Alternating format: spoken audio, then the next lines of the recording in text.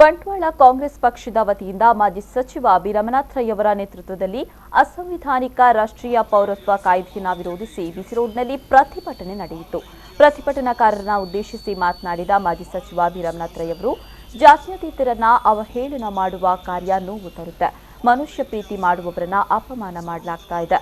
ನರೇಂದ್ರ ಮೋದಿಯ ನೀತಿಗಳು ಸರಿಯಿಲ್ಲ. ಶ್ರೀಮಂತರ ಬಂಡವಾಳಶಾಹಿಗಳ ಪರ ಸರ್ಕಾರ ಇದೆ. ಅವರ ಸಾಲ ಮನ್ನಾ ಮಾಡಲಾಗಿದೆ ಅಂತ ಹೇಳಿದರು.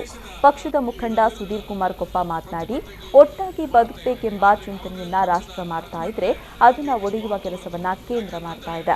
ಒಡೆದು ಆಳ್ತಾ ಇರುವ ನೀತಿಯನ್ನ ಬ್ರಿಟಿಷರ ನೀತಿ ಮುಂದುವರೆಸುವ ಕೆಲಸವನ್ನ ಬಿಜೆಪಿ ಮಾಡ್ತಾ ಇದೆ. ದೊಡ್ಡ ಸಮುದಾಯವನ್ನ ಹೊರಗಿಡುವ ಮೂಲಕ ಒಡೆಯುವ ಕಾರ್ಯ ನಡೆಸ್ತಾ ಇದೆ. ಆರ್ಥಿಕ ಹಿಂಜರಿತ ಮುಚ್ಚಲು ಕಾಯ್ದೆ ಜಾರಿಗೆ ತರ್ತಾ ಇದ್ದಾರೆ ಅಂತ ಹೇಳಿದರು. ಬಹು ಸಮುದಾಯದಲ್ಲಿದ್ದರೂ ಕೂಡ ನಾವು ಪ್ರೀತಿಯಿಂದ ಬಾಳತಕ್ಕಂಥ ಒಂದು ಭಾರತವನ್ನು ಉಳಿಸಿಕೊಳ್ಬೇಕು ಅನ್ನುವಂಥದ್ದು ಕಾಂಗ್ರೆಸ್ ಪಕ್ಷದ ಒಂದು ನೀತಿ. ಬಾಬಾ ಸಾಹೇಬ್ ಭೀಮರಾವ್ ಅಂಬೇಡ್ಕರ್ ಅವರು ನಮಗೆ ಸಂವಿಧಾನ ಕೊಟ್ಟಿದ್ದಾರೆ. ನಮ್ಮ ಸಂವಿಧಾನ ಈ ದೇಶದ ಸಾರ್ವಭೌಮತೆ, ಈ ದೇಶದ ಜಾತ್ಯತೀತತೆ, ಈ ದೇಶದ ಸ್ವಾತಂತ್ರ್ಯವನ್ನು ಉಳಿಸ್ತಕ್ಕಂಥ ದೃಷ್ಟಿಯಲ್ಲಿ ನಮಗೆ ಕೊಟ್ಟಿರ್ತಕ್ಕಂಥ ಒಂದು ಸಂವಿಧಾನ.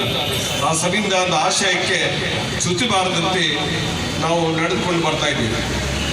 ಜಗತ್ತು ನಮ್ಮನ್ನು ಮೆಚ್ಚುತ್ತದೆ. ಜಗತ್ತು ಯಾಕೆ ಮೆಚ್ಚುತ್ತದೆ? ಭಾರತದ ಪ್ರಜಾಪ್ರಭುತ್ವ ಒಂದು ಅತ್ಯುತ್ತಮವಾದಂಥ ಪ್ರಜಾಪ್ರಭುತ್ವ. ಭಾರತದ ಪ್ರಜಾಪ್ರಭುತ್ವ ಸರ್ವ ಧರ್ಮದ ಜನರಿಗೆ ಸಹಾಯ ಹಸ್ತವನ್ನು ನೀಡತಕ್ಕಂಥ ಒಂದು ಸಂವಿಧಾನವನ್ನು ಕೊಟ್ಟಿರ್ತಕ್ಕಂಥ ಭಾರತ ಅಂತೀವಿ. ಈ ಸಂದರ್ಭ ಪ್ರತಿಭಟನೆಯಲ್ಲಿ ಜಿಲ್ಲಾ ಪಂಚಾಯತ್ ಸದಸ್ಯರಾದ ಪದ್ಮಶೇಖರ್ ಜೈನ್, ಚಂದ್ರಪ್ರಕಾಶ್ ಶೆಟ್ಟಿ, ಮಂಜುಳಾ ಮಾಧವ ಮಾವೆ ಸೇರಿದಂತೆ ಮತ್ತಿತರರು ಉಪಸ್ಥಿತರಿದ್ದರು. ಮಾಡಬೇಕಾದ ವಿಚಾರ ಇಲ್ಲ. ನಮ್ಮ ನಡವಳಿಕೆಗಳ ಬಗ್ಗೆ ನಮಗೆ ಎಚ್ಚರಿಕೆ ಮಾಡತಕ್ಕಂಥ ಕೆಲಸವನ್ನ ಮತೀಯವಾದಿಗಳು ಯಾರು ಕೂಡ ನಮಗೆ ಹೇಳ್ಕೊಡ್ಬೇಕಾದ ಅಗತ್ಯ ಇಲ್ಲ. ನಾವು ಒಂದು ಪರಂಪರೆಯನ್ನು ಉಳಿಸಿಕೊಂಡು ಈ ದೇಶದ ಇತಿಹಾಸವನ್ನು ಅರ್ಥ ಮಾಡಿಕೊಂಡು ನಾವು ಈ ಪಕ್ಷವನ್ನ